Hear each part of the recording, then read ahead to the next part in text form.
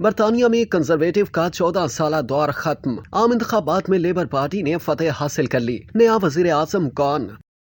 برطانیہ میں قبل از وقت ہونے والے عام انتخابات میں لیبر پارٹی بھاری اکثریت سے جیت گئی، جس کے بعد کیئر سٹارمر نئے وزیر اعظم بنیں گے۔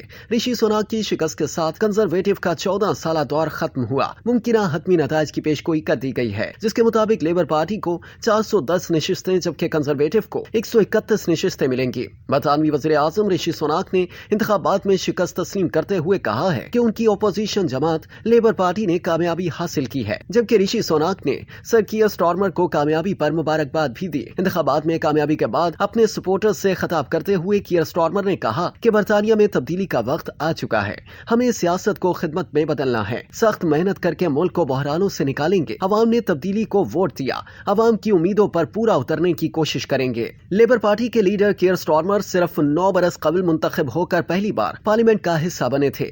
سابق وکیل کیئر سٹارمر 2 ستمبر 1962 کو لندن سے کچھ دور سرے کے علاقے کے ایک چھوٹے قصبے میں پیدا ہوئے۔ ان کی والدہ نیشنل ہیلتھ سروس کی ملازم تھی اور والد اوزرا تیار کرتے تھے۔ کیئر سٹارمر اپنی فیملی میں یونیورسٹی کی سطح تک تعلیم پانے والے پہلے فرد تھے۔ انہوں نے یونیورسٹی آف لیڈز اور آکسفورڈ یونیورسٹی سے قانون کی تعلیم حاصل کی۔ اس کے ساتھ ہی انہوں نے بائیں بازو کا جریدہ سوشلسٹ آلٹرنیٹو بھی چلایا۔ بعد ازاں وہ وکالت کے شعبے سے وابستہ ہو گئے۔ کیئر سٹارمر 2007 میں ڈائریکٹر پبلک پروسیکیوشن مقرر ہوئے تھے، جب لیبر پارٹی کے گورڈن براؤن برطانیہ کے وزیر اعظم تھے۔ 2008 اور 2013 کے درمیان کیئر سٹارمر نے اراکین پارلیمنٹ کے فنڈز کے غلط استعمال، صحافیوں کے فون کی ہیکنگ اور انگلینڈ میں بدامنی میں ملوث نوجوانوں کے خلاف قانونی چارہ جوئی جیسے معاملات کو دیکھا۔ انہیں ملکہ الزبتھ دوم نے نائٹ ہوڈ سے نوازا تھا، لیکن وہ شاذ و نادر ہی اپنے لیے سر کا سابقہ استعمال کرتے ہیں۔ 2015 میں وہ رکن پارلیمنٹ منتخب ہوئے۔ سٹارمر کی والدہ زندگی بھر آرتھرائٹس کی مریضہ رہیں اور 2015 میں کیئر سٹارمر کے رکن پارلیمنٹ منتخب ہونے کے چند ہفتے بعد انتقال کر گئی تھی۔ 2020 میں کیئر سٹارمر نے لیبر پارٹی کی قیادت ایسے وقت میں سنبھالی